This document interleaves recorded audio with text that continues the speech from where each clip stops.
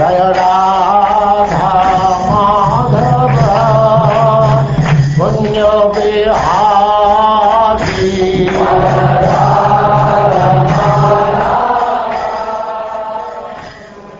And now chapter 35. The gopis sing of Krishna as he wanders in the forest.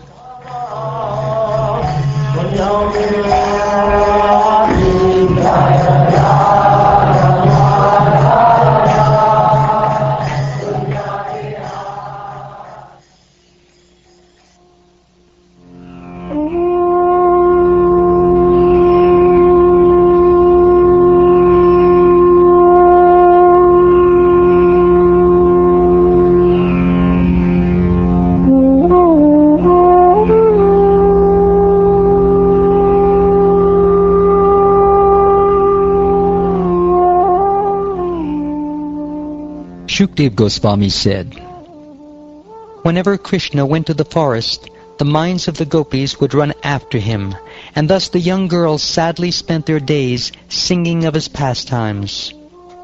The gopis said, when Mukunda vibrates the flute he has placed to his lips, stopping its holes with his tender fingers, he rests his left cheek on his left arm and makes his eyebrows dance. At that time, the demigoddesses traveling in the sky with their husbands, the siddhas, become amazed. As those ladies listen, they are embarrassed to find their minds yielding to the pursuit of lusty desires, and in their distress, they are unaware that the belts of their garments are loosening.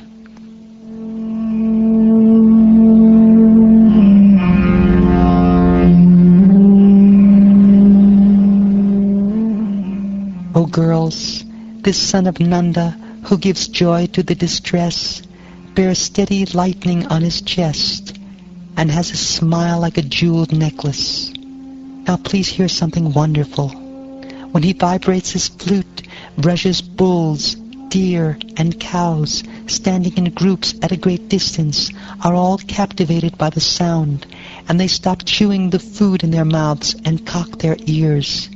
Stunned, they appear as if asleep, or like figures in a painting.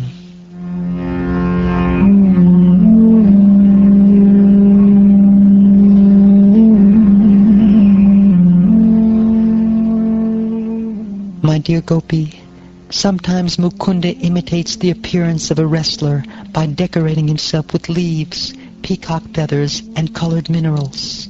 Then, in the company of Balaram and the cowherd boys, he plays his flute to call the cows. At that time the rivers stop flowing, their water stunned by the ecstasy they feel as they eagerly wait for the wind to bring them the dust of his lotus feet. But like us, the rivers are not very pious, and thus they merely wait with their arms trembling out of love.